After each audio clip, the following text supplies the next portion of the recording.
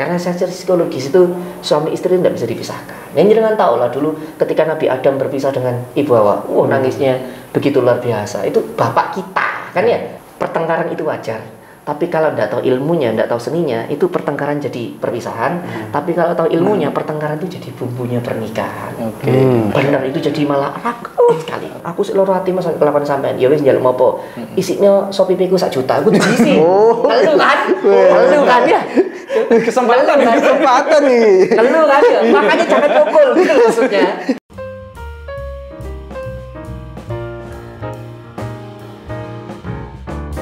Bismillahirrahmanirrahim. Assalamualaikum warahmatullahi wabarakatuh. Mitra Muslim, selamat datang kembali di podcast Majelis Ikhwan Idaman. Bareng saya Rega Satria dan saya Dani Rahmati.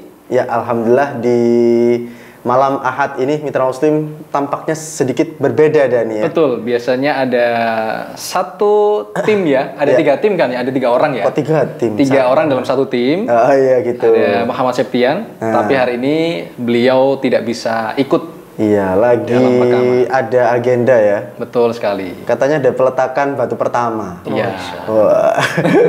Iya, lagi liputan gitu saya di luar. Ya jadi sebenarnya sudah perjalanan ke sini, tapi karena waktunya sepertinya perkiraan beliau nggak cukup, akhirnya ya udah kita mulai saja ini. Dan alhamdulillah meskipun berdua, insya Allah tetap semangat menemani. Semangat, amin. Oke, baik, dan di malam hari ini Mitra Muslim kita sudah kedatangan tamu seorang Hokage. Yang kedua kalinya ini ya, Ustadz Naruto. Belum. Ustadz Marzuki Imron. Iya, panggilannya Ustadz. Oh iya betul. Assalamualaikum Ustadz. Waalaikumsalam warahmatullahi wabarakatuh. Gimana kabarnya Ustadz? Alhamdulillah. Ya suaranya rada serak-serak banjir begini. Sesuai dengan kondisi hatinya dia. Ya, kena. Sebentar, belum mulai. Belum pengajian kok sudah di center ya. Kok sudah roasting. Alhamdulillah dari Tanah Suci ini Ustadz ya. Iya, baru berapa hari yang lalu. Berapa hari di sana Ustadz?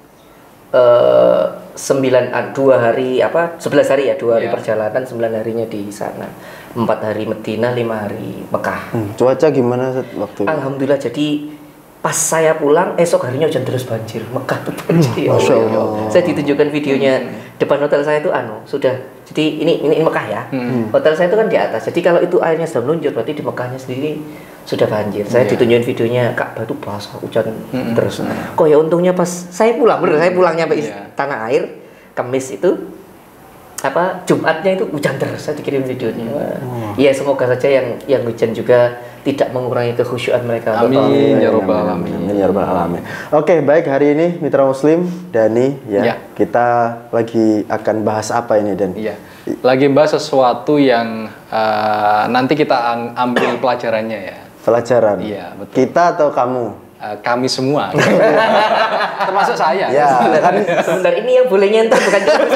Boleh saling saya. Boleh kan. Tapi tidak boleh nyenter Ustaznya. Iya, kualat nanti. Disaring ya, dirasain kan. Apalagi nih baru pulang umroh. Dengan nyenter saya. Malaikat.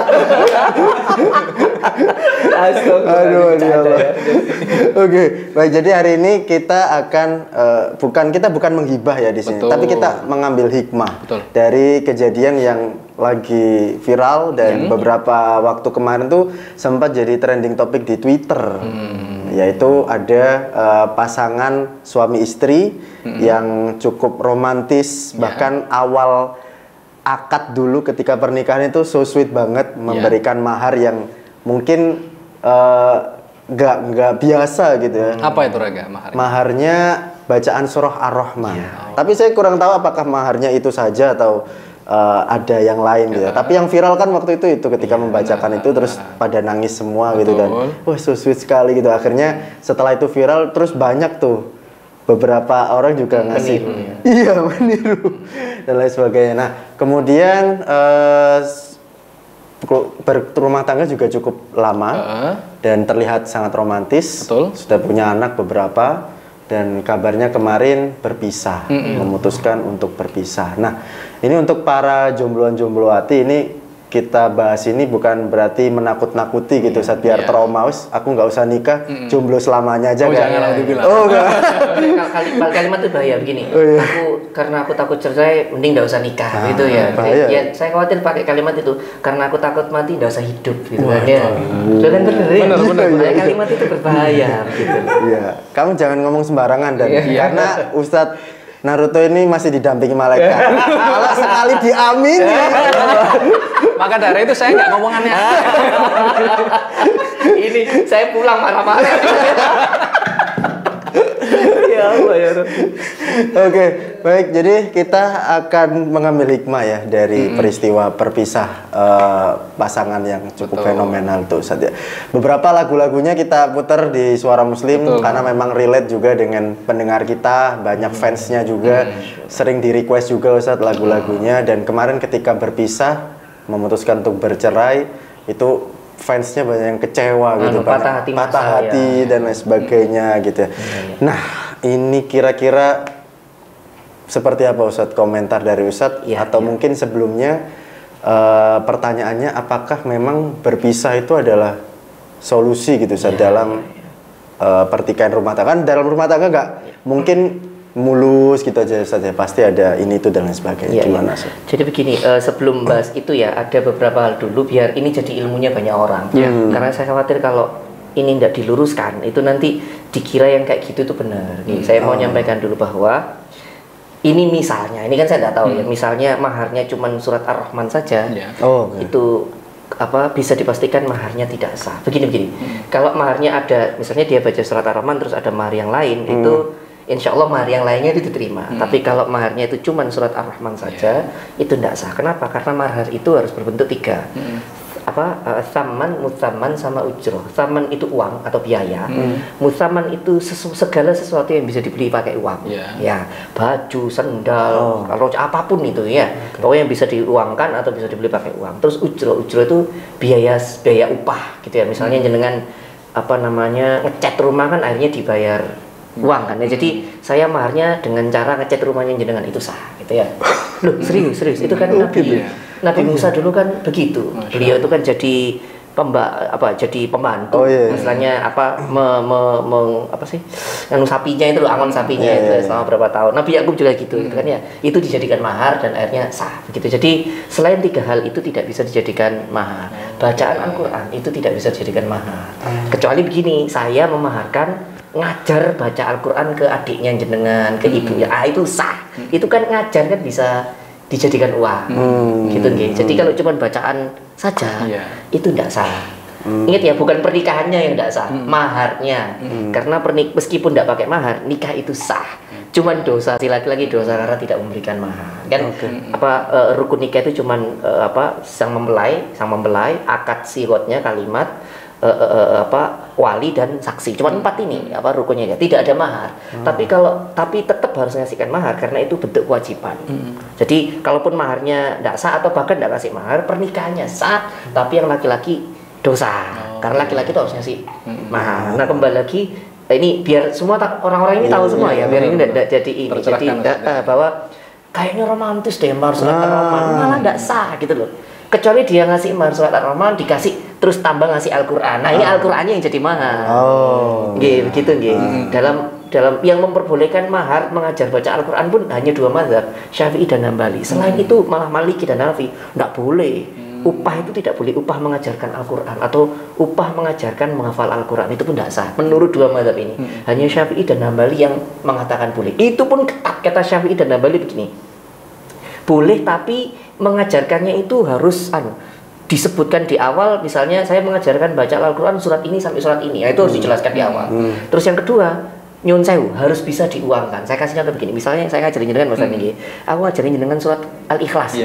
Tak ajari Al-Ikhlas, itu bisa langsung dibayar nggak? Pernah nggak ada orang ngajari baca Al-Quran Al-Ikhlas langsung dibayar? Belum. Enggak, pasti ngajari berapa surat dulu agak panjang, baru dibayar. Artinya mazhab Syafi'i dan mazhab Hambali mengatakan ngajarkan baca Al-Quran tuh nggak bisa yang cuman 1 surat 2 surat, harus banyak surat supaya itu nyun sewu bisa berupa uang. Nah itu nanti dijadikan mahar.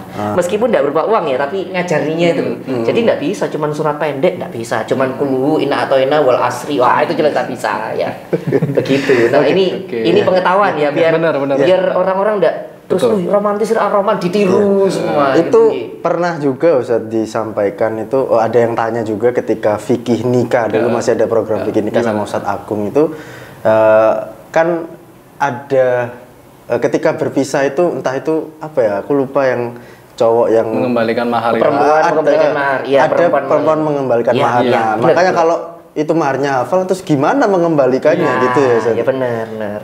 Jadi memang itu tadi jadi bacaan Al-Qur'an atau hafalan Quran tidak bisa dijadikan mahar. Oke, ini ingat ya, ini bukan kalimat saya.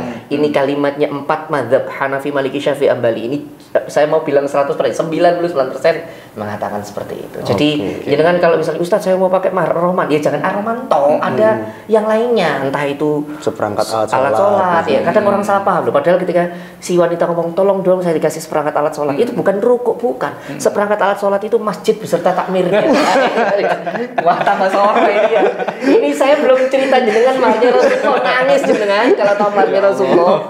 Serius jenengan kalau tahu maharnya Rasulullah. Orang kan sering dengan pakai hadis ini toh, semurah-murah. Ini enggak apa-apa ya ngomong ini ya. Enggak apa-apa. Boleh ya, kan biar jadi ilmu ya. Iya. Gimana? Semurah-murahnya mahar, sebaik-baik wanita adalah semurah-murahnya mahar. Gitu kan, pernah dengar itu ya? Nah, hadis ini hanya untuk wanita, bukan untuk laki-laki.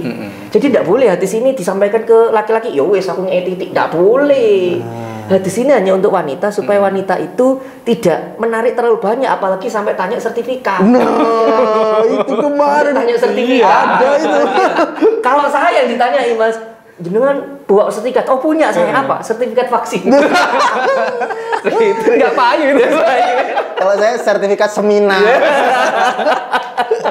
Nah maksud saya itu, jadi perempuan itu benar, hadisnya benar, apa sebaik-baik wanita, semulia-mulia wanita. Insya Allah, seingat saya diriwayatkan Aisyah itu, semulia-mulia wanita adalah semurah-murahnya mahar. Tidak memberatkan gitu. Iya, tapi itu untuk wanita hadisnya. Karena untuk laki-laki lain sih ya. Biar saya nggak salah.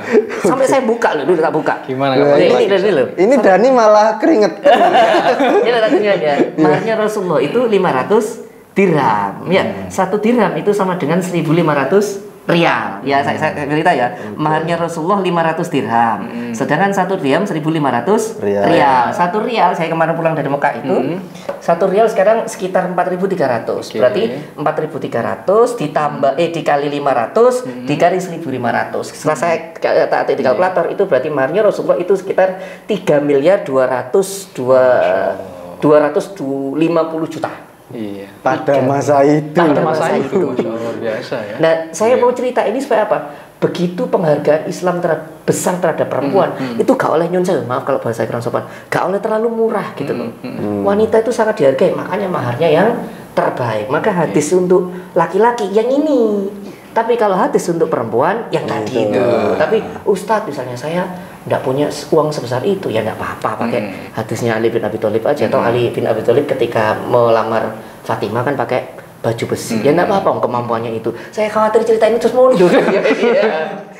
Gitu ya. Jadi harus dibenerin dulu tentang konsep mahar ya itu gitu. Biar tidak cuma surat Ar-Rahman gitu ya. Sesekali ya itu tadi seperangkat alat sholat, masjid, sistem takmir gitu ya. Iya, bikin masjid seperti mobil operasional. Begitu yang pertama. Terus yang kedua, ketika dengan tadi cerita Ustadz ini sudah menikah lama, terus akhirnya terjadi perpisahan. Begini, bahwa memang perpisahan itu sah, diperbolehkan dalam Islam. Tapi ingat karoha itu dibenci.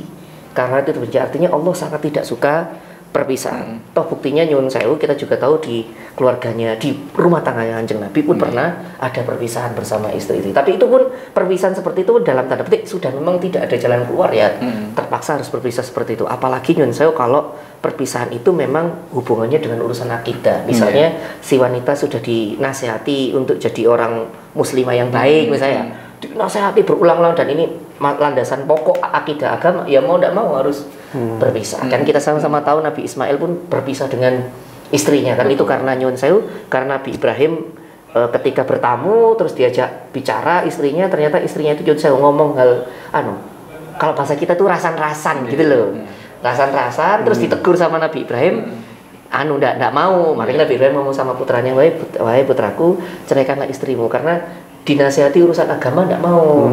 Ya ini kelasnya Nabi ya, bukan kelasnya kita. Nah, bahwa bahwa perpisahan itu memang sah, tapi diusahakan kalaupun itu bukan landasan agama, mungkin kalaupun pertengkaran itu bukan landasan, tidak ada hubungannya dengan landasan agama dan masih bisa diperjuangkan, maka perjuangkanlah. Kenapa? Ya karena itu tadi. Bercerai, talak itu karoha kalau dalam bahasa fikih. Karoha itu makruh gitu ya. Karoha itu dibenci. Ya benci itu Allah tidak suka perpisahan. Meskipun sah tapi Allah tidak suka perpisahan. Itu sebabnya kita sama-sama tahu ibadah yang paling lama dan paling berat adalah pernikahan. Satu. Ngerti dulu mas. Gitu kan ya. Jadi kan saya kan kebetulan baru pulang umroh ya. Tak ada saya. Putus sama saya jenengi sama. Jenengi sama. Lebih dari satu ini berarti. Oh gitu ya. Karena akal kayak gitu. Iki nang YouTube ya cacat. Bisa diedit soalnya berani deh Allah. Baik, tolong jangan diedit. Itu yang edit. Langsung ya. Ya Allah. Nah, itu sebabnya karena itu tadi ya, bahwa pernikahan itu satu, pernikahan itu ibadah yang paling lama, yang kedua pernikahan juga ibadah yang paling berat, tapi jangan lupa yang ketiga, pernikahan itu ibadah yang pahalanya paling banyak. Jenengan cuman nyon saya pegangan tangan bersama istri aja itu pahalanya gede ya. Jenengan cuman gini tak kasih contoh saja. Rasulullah itu setelah selesai sholat Isya itu tidur, pasti tidur. Jadi Rasulullah kalau sudah selesai sholat Isya pasti tidur. Tapi dua hal Rasulullah itu tidak tidur habis sholat Isya. Apa itu? Yang pertama ketika ngaji membahas strategi sama para sahabat, yang kedua bercanda dengan istrinya. Artinya membahas ngaji atau membahas ilmu dengan sahabat itu sebanding ilmunya dengan bercanda bersama istri. Bercandanya gimana? Ya bercanda. Oh iya deh. Jangan kasihan. Kalau bercanda ya guyon. Ya, bercanda. Emang ada yang gimana? Artinya bahwa bercanda dengan istri itu pahalanya sama besarnya seperti melakukan melakukan holako, melakukan ngaji bareng Rasulullah. Sampai Rasulullah itu mencontohkan seperti itu. Begitu besarnya pahala nyon saya bercanda dengan istri. Makanya semoga saya doakan secepatnya. Amin. Oke, Ustadz, kalau saya tadi sempat cari data ini Ustadz ya terkait penyebab perceraian kalau di Indonesia. Nah ini dari datanya dari Pengadilan Agama Indonesia, Ustaz. Ada 4 faktor penyebab perceraian yang ada di Indonesia. 4 besarnya itu disebabkan oleh perselisihan dan pertengkaran. Itu ada sekitar 900 lebih perkara. Nggak tahu ini data tahun ini atau per bulan ini gitu ya. Terus? Kemudian yang kedua karena alasan ekonomi itu sekitar 400-an perkara. Kemudian karena meninggalkan tempat kediaman bersama atau LDR. Potensi berarti ya. Iya. Itu sekitar 250-an perkara. Dan yang terakhir KDRT 33 perkara. Iya, sebentar. Ustadz LDR itu, Ustadz LDR itu potensi. Lu sebentar, tendangan jarak jauh aja sering gagal kok. Apalagi hubungan jarak jauh. Ya. Tendangan jarak jauh aja gagal. Nah, ini menariknya ini, Ustaz. Hubungannya apa tadi? Gak ngerti tendangan jarak jauh. Ini menariknya ini, Ustaz. Gimana? Ada KDRT juga salah satu penyebab perceraian. Tapi kemarin yang KDRT lu bisa balikan. Ini gak apa ngobrol ini ilmunya ya. Iya. Di grup saya itu bukan grup saya, grupnya orang saya ada di situ. Itu isinya para kiai, para gus, ada beberapa habib juga di situ. Kami itu ya bahas ilmu, benar-benar bahas ilmu gitu ya. Nggak ya kadang guyon sih, tapi sering bahas ilmunya. Baru kali ini tuh para habib, para kiai, para gus itu bahas kasus itu. Kasus itu yang artis itu ya, gitu ya. Yang dibahas apa? Apakah umrohnya sah? Dan dia keluar umroh. Apakah umroh sah? Itu umrohnya sih sah, tapi dosa. Jangan kaget tuh, kenapa dosa Ustadz tuh? Karena ketika dia berantem sama suaminya, dia berangkat kan tanpa izin suami.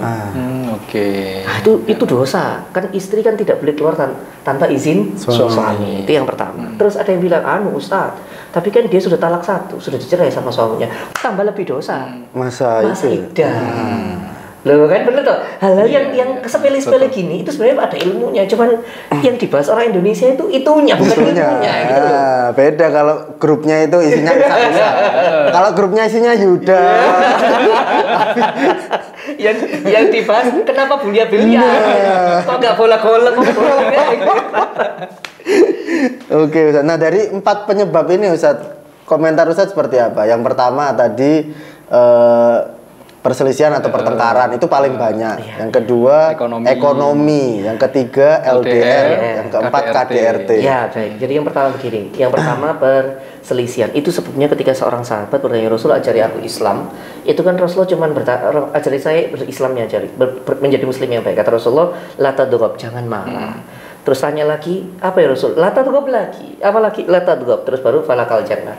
Jangan marah, jangan marah, jangan marah, maka kamu akan masuk surga. Itu Rasulullah sudah sampai ngomong 3 kali. Itu berarti mengindikasikan bahwa orang kalau sudah marah itu logikanya mati. Nah kalau sudah logikanya mati, ngomongnya sembarang kali, ngomongnya sudah tidak masuk akal, ngomongnya menyakiti. Maaf ya, misal ngomong, kok ini mana isopo tak balik ngomong tuh, nah, gitu ngomong sama istri seperti itu. Karena kalau sudah berselisih, apalagi sudah emosinya main, itu sudah setiap ucapan yang mungkin disimpan bertahun-tahun keluar semuanya. Gitu. Itu makanya kan itu penyebab pertama kan itu kan perselisihan, berantem gitu. Padahal kalau tahu ilmunya berantem atau perselisihan itu bumbunya pernikahan. Jadi kan tahu begini, rujak. Kalau misalnya rujak itu isinya pedes semua, ndak ada asamnya, ndak ada asinnya, ndak ada manisnya, enak ndak? Enggak. Enak. Atau saya balik, rujak isinya manis, tok ndak ada asamnya, ndak ada pahitnya, ndak ada asinnya, enak ndak? Atau rujak itu isinya asin, ndak ada manisnya, ndak ada asamnya, pokoknya udah darah tinggi itu. Nah ya kan, enak kan ya? Rujak itu rasanya harus ada asamnya, ada manisnya, ada pahitnya, ada pedesnya. Makanya disebut rujak dan itu nikmatnya di situ. Sama pernikahan kayak begitu. Kalau pernikahan itu cuma sayang-sayangan tok, gak gegeran nih, gak ono rasa nih. Lo Ustadz jenengan kok berani bilang kayak begitu? Lo Rasulullah nyun saya, Rasulullah juga pernah bertengkar dengan istrinya, cuman bedanya levelnya Rasulullah kalau bertengkar beda sama kita. Ya, Rasulullah paling cuman diem karena kelasnya Rasulullah, beliau akhlaknya begitu luar biasa. Dimarahin istrinya pun beliau tersenyum, diem, ndak bales, diem. Pun kalau misalnya istri beliau melakukan kesalahan, kan Rasulullah cuma bilang, wahai Aisyah, yang kamu lakukan itu tidak disukai Allah. Cuman begitu tok. Nggak ada kalimat bodoh, nggak ada itu. Anaknya siapa kamu tak balikkan ke orang tua? Nggak ada kalimat itu. Jadi Rasulullah semarah-marahnya Rasulullah itu paling itu kalimatnya beliau. Aisyah, yang kamu lakukan ini tidak disukai oleh Allah. Itu. Terus yang kedua yang Aisyah kena fitnah itu, yang difitnah nyun sewu berzina itu kan. Itu Rasulullah nggak ngomong loh, diem. Beliau nggak mengucapkan kalimat menyakiti. Enggak. Itu memang tadi pertengkarannya Rasulullah itu memang beda levelnya dengan kita. Tapi dari sini kita tahu bahwa memang di rumah tangga itu pasti ada pertengkaran. Justru dengan ada pertengkaran itu tadi dia di bumbu pernikahan. Itu yang jadi pernikahan itu semakin raket. Nyun sewu. Semoga Allah mengampuni dosa kita semua. Termasuk dosa ini. Gini. Di rumah tangga saya itu juga berantem. Sama saya berantemnya kadang ya keras banget, keras. Tapi setelah selesai berantem, ya paling istri saya nangis sudah, saya peluk selesai. Apakah berantem keras banget berantem? Oh, ya meskipun tidak dengar marah, tapi keras kita berantem. Sampai QB-nya keluar. Iya. Istri saya juga anak ini berantem serius. Berantem ini kalau istri saya nonton mesti dia ketawa. Bener karena kita berantem keras ya sudah selesai. Berantem saya dalam keadaan marah. Tapi ketika marah seperti itu saya ingat yang menemani saya dari nol dia. Yang kita pernah hampir nyebut merek saya. Yang menemani makan mie instan dia. Jadi kita pernah makan mie instan pakai telur ceplok dibagi berdua begitu ya. Jadi nasi putih plus mie instan telur ceplok. Ini bukan karena romantis, bukan, karena memang nggak ada duit gitu. Kami pernah mengalami itu. Nah, karena mengalami fase-fase seperti itu makanya semarah-marahnya saya loh, yang menemani dari nol itu dia, yang melahirkan anak saya sampai punya anak yang lucu dan greget ini itu dia gitu loh. Jadi itu yang bikin semarah-marahnya sudah marah, kondisi marah sambil istighfar ya saya peluk istri saya, ya sudah kita tidak usah ngulangi ini lagi begitu. Jadi pertengkaran itu wajar. Tapi kalau tidak tahu ilmunya, tidak tahu seninya, itu pertengkaran jadi perpisahan. Tapi kalau tahu ilmunya, pertengkaran itu jadi bumbunya pernikahan. Benar, itu jadi malah rakus sekali. Tapi yang mengawali untuk biasanya lebih damai itu suami berarti saja, atau istri gitu. Betul. Egonya istri kan besar biasanya. Begini, makanya jangan kalau baca di siro-siro itu yang mengawali untuk ngedemi itu suami punya tanggung jawab itu. Makanya ya kalau dengan ini ada seorang ulama besar sekarang namanya Gus Bah gitu kan ya, dan ini bukan kalimatnya Gus Bah, Gus Koyum bilang begitu di Sahih Muslim seperti itu. Saya cek ternyata benar itu di Ihya Ulumuddin Imam Ghazali itu bilang begini, as-sabru minal lisanin nisa mimma yamtahinu bil auliya. Kesabaran seorang laki-laki diomeli istrinya itu mimma yamtahinu bil auliya, adalah bagian seseorang itu akan menjadi waliullah, kekasihnya Allah. Jadi kalau pengen jadi waliullah kayak Wali Songo, gampang syaratnya. Diomeli bojone meneng. Nah, bapaknya gue ya. Ini cuma bisa berteori. Kayaknya sering diomeli. Nah, coba perhatikan ini kenapa saya nyampaikan ini kan berarti apa namanya, yang berinisiasi, yang mengawali untuk supaya rakyat kembali laki-laki. Hadis itu ibarah itu kutipan itu kan bicara tentang laki-laki. Makanya Gus Bah selalu bilang cara jadi waliullah paling murah. Kalau jenengan berangkat jihad ke medan perang gak kira wani gitu kan ya.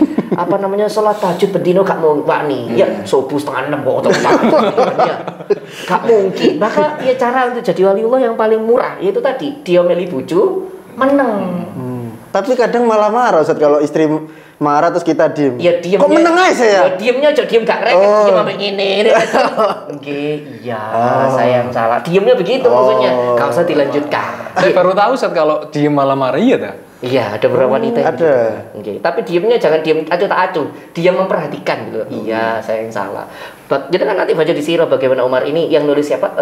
Syekh Nawal Al-Bantani di kitab Uqudul Daga. Syekh Nawal Al-Bantani itu gurunya Kiai Haji Asy'ari sama gurunya Kiai Haji Ahmad Dahlan. Itu nulis di kitab Uqudul Daga. Jadi ya Umar bin Khattab tuh dimarahin sama istrinya. Ada seorang sahabat yang yang habis diomeli istrinya. Wah, gak kuat gitu kan ya. Aku tak curhat ke Khalifah Umar gitu ya, pikirnya dapat solusi. Pas Assalamualaikum ternyata dengar Khalifah Umar diomeli istrinya. Diomeli. Wala kata Khalifah yang berdoa gitu ya. Padahal ini Khalifah yang paling istilahnya pemberani, As-Suja, digelari As-Suja yang pemberani. Bahkan Nyun Sewu, jinnya iblis tuh takut sama Umar, selalu dibuat seperti itu. Tapi Umar tuh diem di mata istrinya.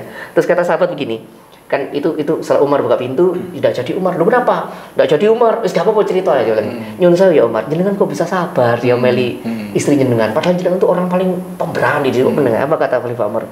Sungguh satu kekurangan istri saya tidak bisa menghilangkan ribuan kebaikan istri saya. Dia telah merawat saya, merawat anak saya, mengasuh saya ketika saya sakit, telah sabar menerima segala kekurangan saya. Masa cuma satu kekurangan dia yang ngomel seperti itu saya tidak terima. Maka dia lebih berhak untuk saya muliakan daripada saya celah. Itu langsung diem sahabat itu. Jadi ketika istri lagi marah-marah gitu Ustaz, itu kita diem sambil bayangin kebaikan-kebaikannya. Iya, betul. Masya Allah. Betul. Nah, kan hari ini istri sendiri ya. Itu ya, jadi itu ya kalau yang bertengkar tadi ya. Kalau orang tahu ilmunya, pertengkaran itu justru jadi bumbu pernikahan gitu ya, bukan jadi perpisahan. Terus yang kedua tadi ekonomi ya, jelas. Kata Rasulullah kan begini, Nyun Sewu ya.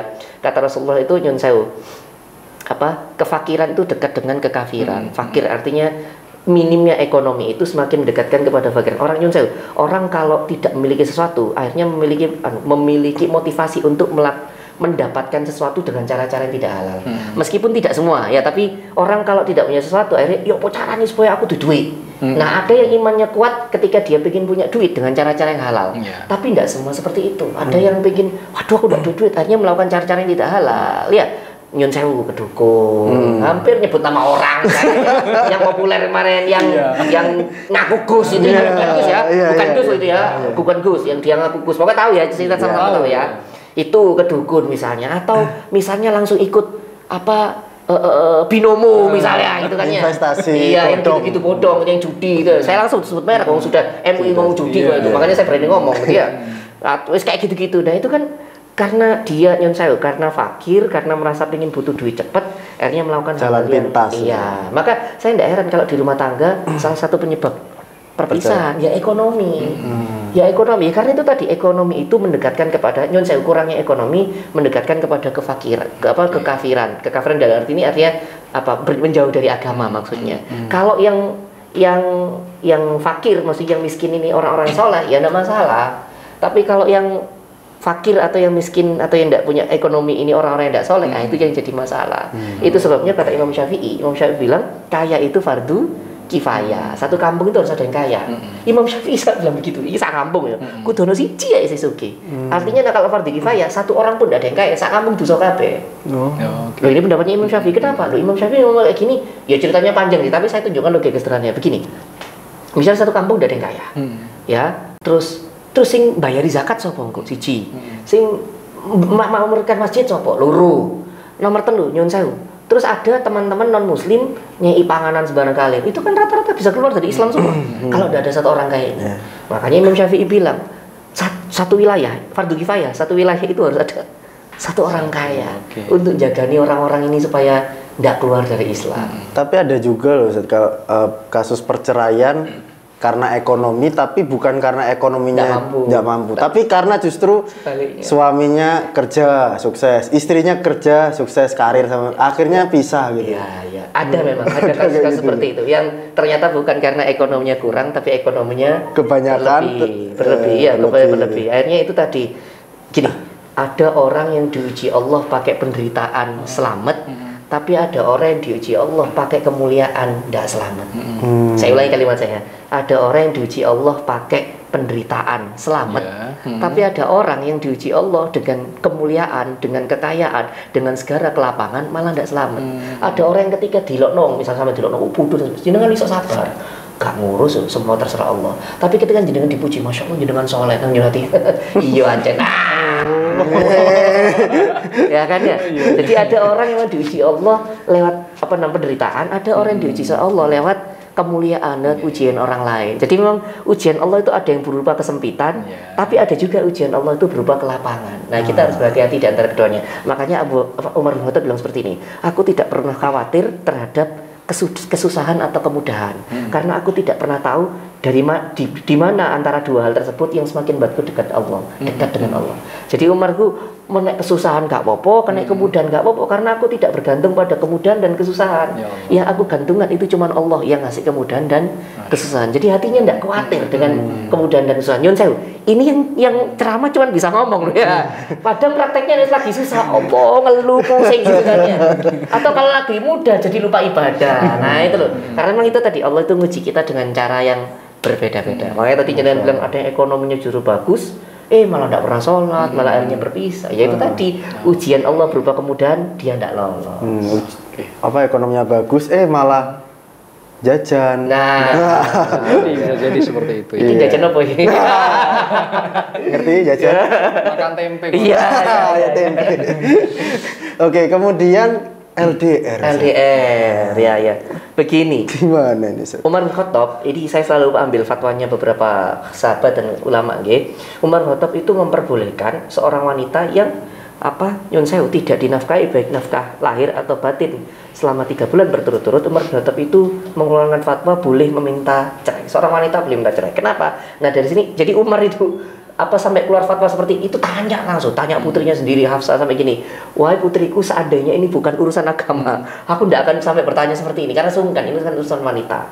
Beliau tanya, seberapa kuat seorang perempuan nyun sewu tidak sentuh oleh suaminya. Akhirnya kan Hafsah putrinya beliau kan bilang, wahai ayahku, kalau misalnya sampai 3 bulan lebih itu seorang wanita tidak akan kuat kalau tidak disentuh suaminya. Makanya sampai Umar bilang, semenjak itu beliau berfatwa seorang wanita boleh meminta berpisah pada suaminya kalau 3 bulan berturut-turut, entah itu tidak dinafkahi lahir secara fisik, kan gitu ya, atau tidak dinafkahi batin, boleh meminta cerai. Kenapa? Ya dari situ Umar berfatwa seperti itu.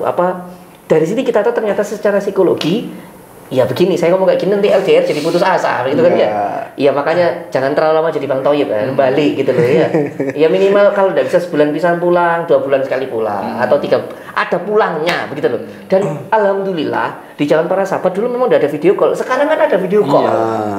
Kalau udah bisa video call Zoom kurang artinya bahwa ada komunikasi. Bukan hanya secara suara, tapi secara visual itu tampak terlihat tuh ini kadang istriku, ya Allah tambah kurek. Nah itu kan kita bisa ngerasa, masya Allah bojoku tambah lemu mangan opo nang kono, kan ya, dan sebagainya. Ini saya tak ngomong ini ya, artinya bahwa kenapa LDR itu apa namanya? Kenapa LDR itu salah satu penyebab orang bisa berpisah? Karena tadi suami istri itu memang harusnya berada bersama. Toh itu tadi Umar sampai bertanya seperti itu kepada putrinya karena toh betul seorang wanita baik wanita atau laki-laki itu kalau dipisahkan pasti ada keinginan kembali nyun sewu. Kalau laki-laki enak nyun sewu ya nyun sewu. Laki-laki enak ketika dia harus bekerja di luar kantor atau luar pulau atau di luar negeri, kalaupun sampai bertahun-tahun nyun sewu ya, dia bisa menikah lagi. Kasarannya seperti itu. Nyun sewu, nyun sewu. Mohon maaf. Tapi wanita tidak bisa. Kalau misalnya nyun sewu dia punya kebutuhan biologis, loh terus gimana? Wong suaminya tidak balik-balik.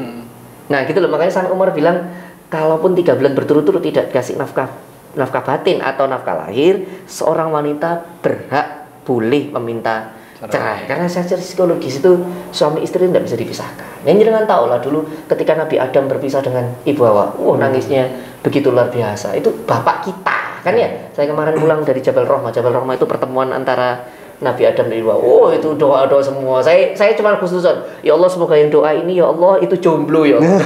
Kan mereka berdoa itu supaya ditemukan pasangan gitu ya. Lah tapi kalau yang berdoa ini apa sudah menikah itu bahaya. Lo nggak begitu Ustaz? Ya karena juga ya ada cerita ya. Habis begitu Ustaznya ada di jamaah. Ustaz, saya kalau lihat jenengan ingat mantan suami saya. Iki Ustaz tanda. Untuk itu bukan cerita saya. Bukan ya. Cerita saya ya. Itu bukan cerita saya. Oh iya, soro gitu ya. Istri saya kalau lihat ini perkara, wes gak usah bedalun ramane. Gak usah bimbing mana gitu. Kalau butuh edit gitu.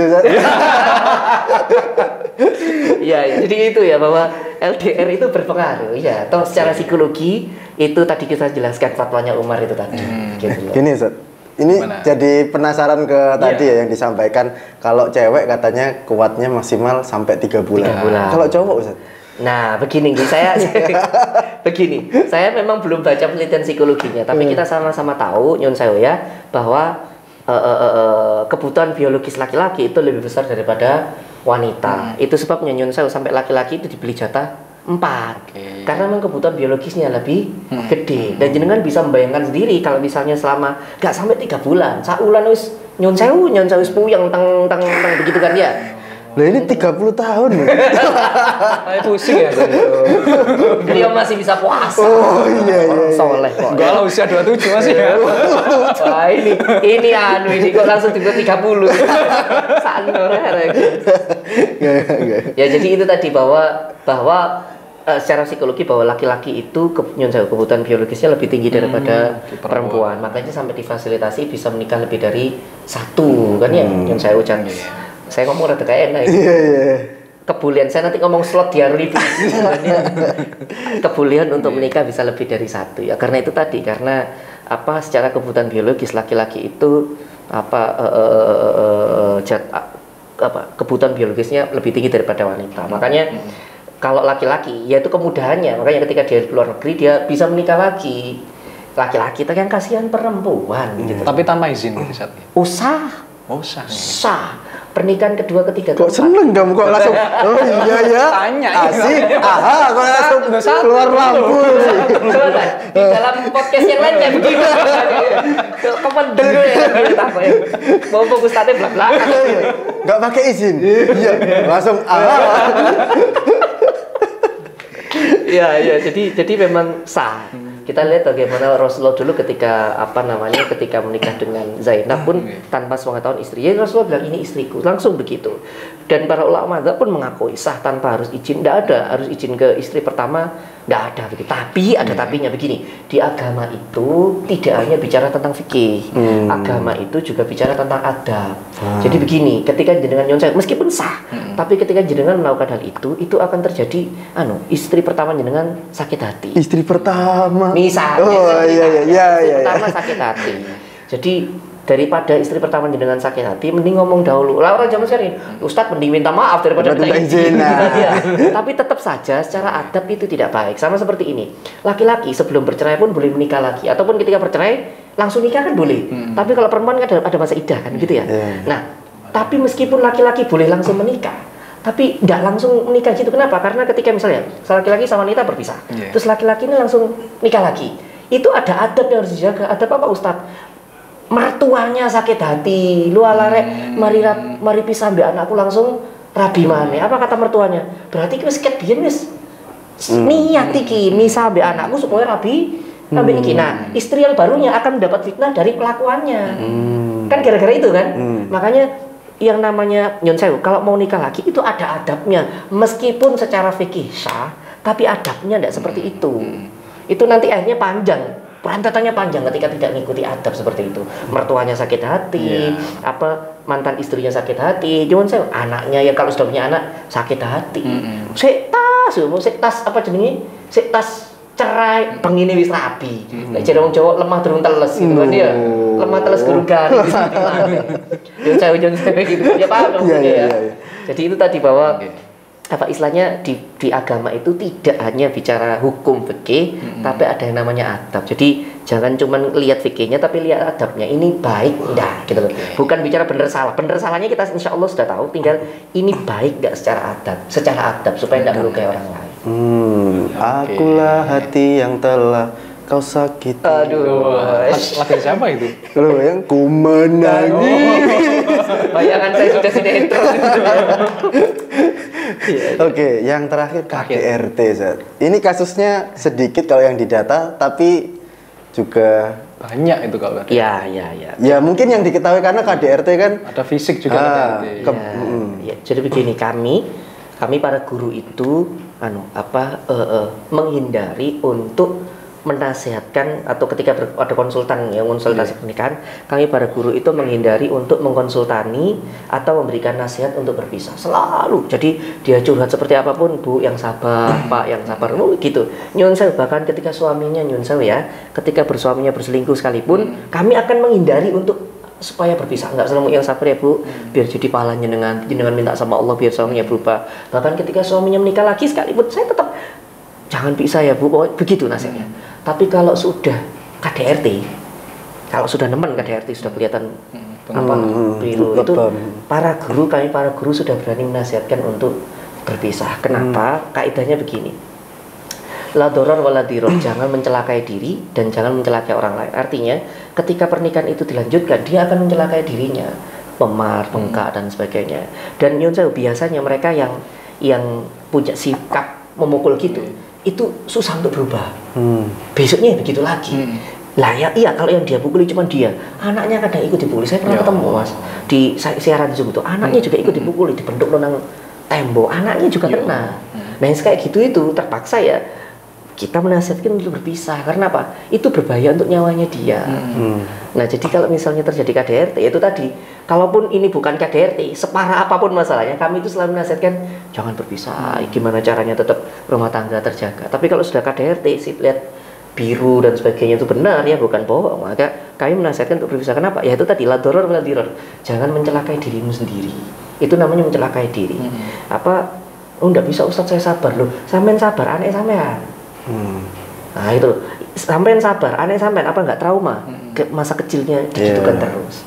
Jadi Islam itu sangat menghargai, gini, Islam sangat melindungi perempuan. Sekali lagi, meskipun Allah itu karoha, membenci perceraian, tapi kalau kondisinya sudah kayak begitu, ya sudah. Ya sudah. Yang saya khawatir adalah para bapak-bapak ini pakai dalil nusus, bahwa ketika seorang wanita nusus boleh mukul istrinya. Sebenarnya itu ada syaratnya loh itu. Kalau jangan dia lihat dalam Al-Quran kan satu, ketika nusus itu pertama dinasihati dulu. Dinasihati tidak bisa didiamkan. Didiamkan bisa tempat tidur, maksudnya nggak tidak ngomong. Kalau dua ini tidak bisa, baru boleh pukul. Nah, pukul ini ternyata para ulama panjang sekali syaratnya kalau boleh pukul. Contoh begini. Baik itu Imam Al-Qutubi, baik itu Ibnu Katsir, gitu ya. Para ulama ngomong ini semua. Kalau mau mukul itu satu, tidak boleh berbekas. Jadi kalau mukul bekas haram hukumnya. Nah, kan susah toh? Nyeblek berarti. Iya, jadi mukul bekas itu haram. Jadi ketika seorang laki-laki meskipun ini kan nusus, mukul terus sampai bekas haram, nggak boleh satu. Yang kedua tidak boleh patah tulang.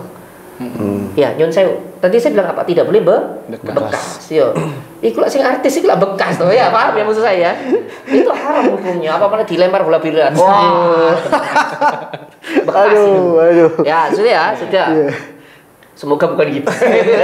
Terus apalagi tidak boleh bekas, tidak boleh patah tulang. Nomor 3, boleh pakai tangan atau boleh pakai alat. Kata para ulama boleh pakai alat itu kayu kering, kayu ranting kering yang udah patah.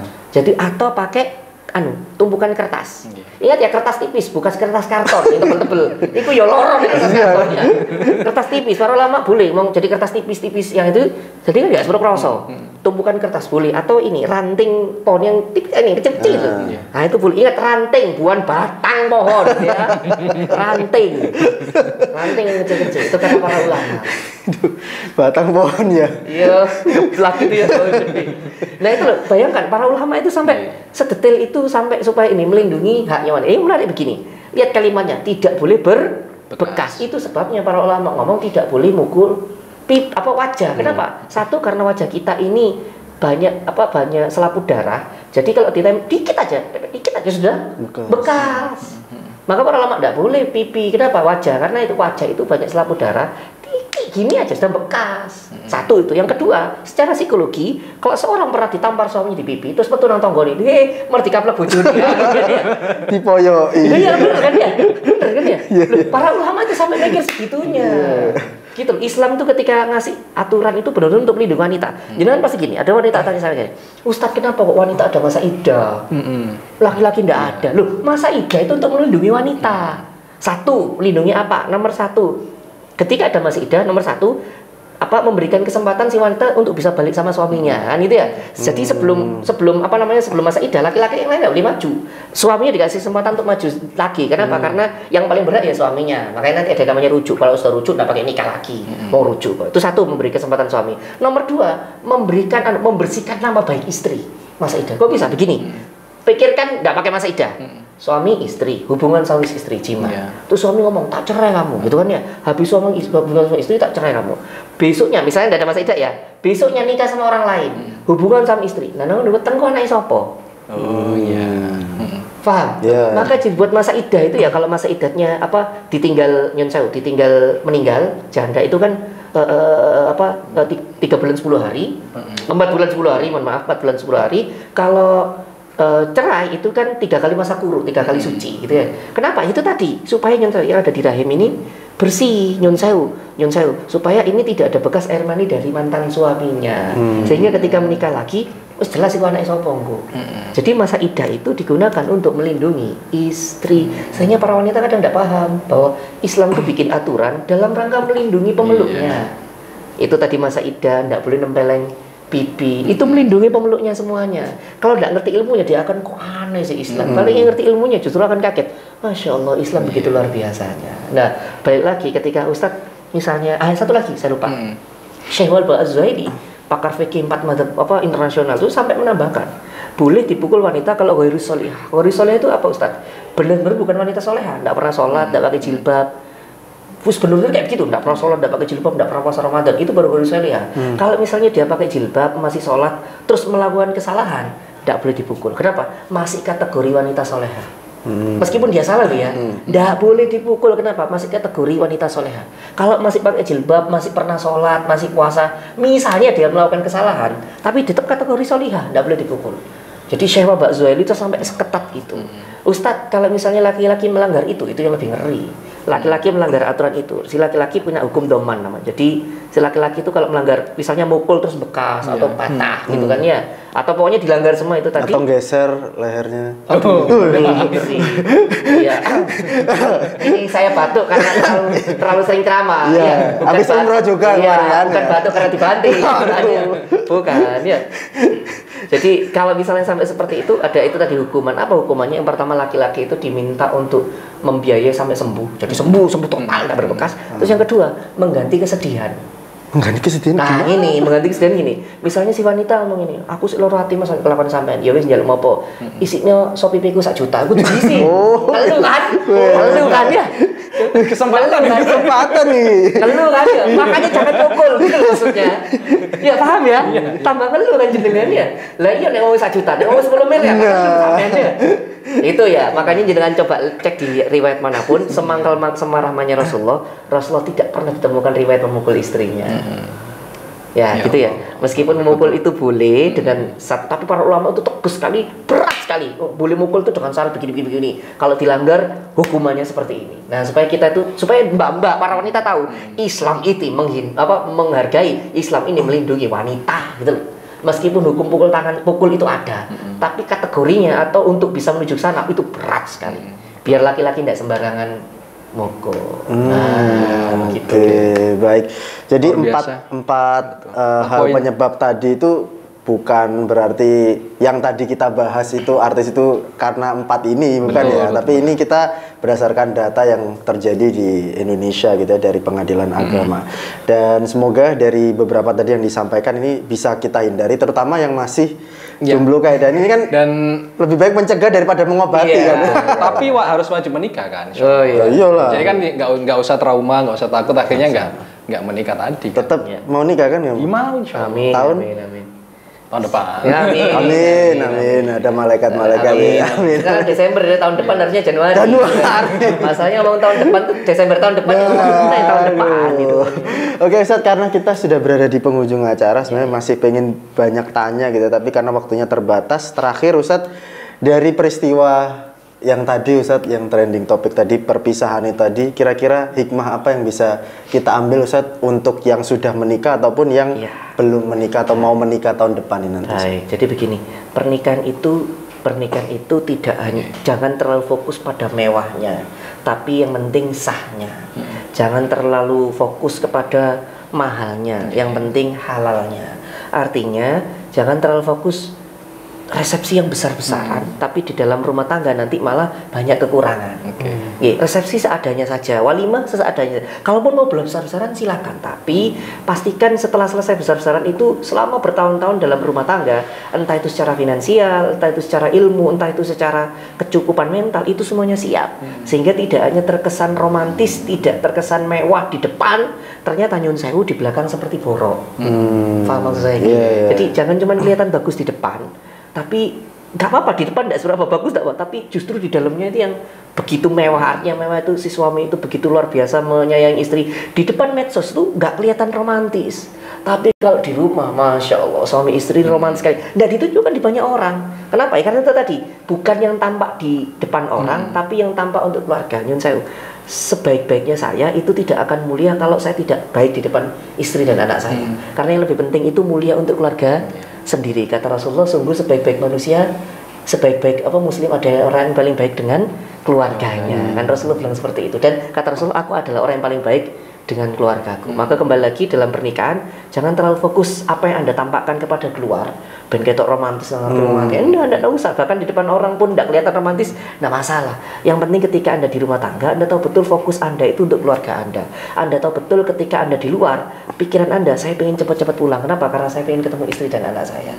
Meskipun misalnya kayak saya, meskipun saya seorang pendakwah sekalipun, ketemu dengan ribuan orang, ratusan orang, ketemu dengan pujian ribuan orang, itu tidak membuat saya bahagia. Yang bikin saya bahagia adalah ketika anak saya pulang, anak saya lari terus memeluk saya. Nah, itu yang bikin bahagia. Luar biasa. Terima kasih Ustadz atas motivasinya. Kamu yang harusnya terima kasih. Pencerahannya sama. Oh iya. Tapi dapat banyak ilmu kan? Iya lah. Jadi poin yang saya tangkap tadi, ketika dimarahi, bayangkan kebaikan. Kok kayaknya saya sering dimarah ya? Bukan saya, kita. Oke, baik. Terima kasih untuk teman-teman semua yang sudah tonton channel YouTube Suara Muslim TV, program-program yang ada di channel YouTube Suara Muslim TV. Dan jangan lupa, yang belum subscribe silahkan tekan tombol subscribe-nya sekarang juga, tekan tombol like, dan boleh di-share siaran kita, podcast kita kali ini di media sosial kalian. Atau kalau kalian ketinggalan nonton episode kemarin, bisa di-scroll aja, cari aja Majelis Ikhwan Idaman keywordnya. Terima kasih juga sudah follow Instagram kami. Kalau saya Raga Satria yang belum follow. Ya, dan saya Dani Rohmati. Ustadz Marzuki Imron. Nanti di sini silakan bisa di-follow. Suara Muslim juga Instagramnya Suara Muslim. Suara Muslim atau Suara Muslim TV ya? Pokoknya nanti di deskripsi ya kita tulis itu beberapa media sosial kita, silakan bisa di follow, menambah silaturahim. Komen-komen silakan, boleh komen-komen, ramaikan kolom komentar. Saya Raga Satria dan saya Dani Rohmati. Mohon pamit, terima kasih. Wassalamualaikum warahmatullahi wabarakatuh.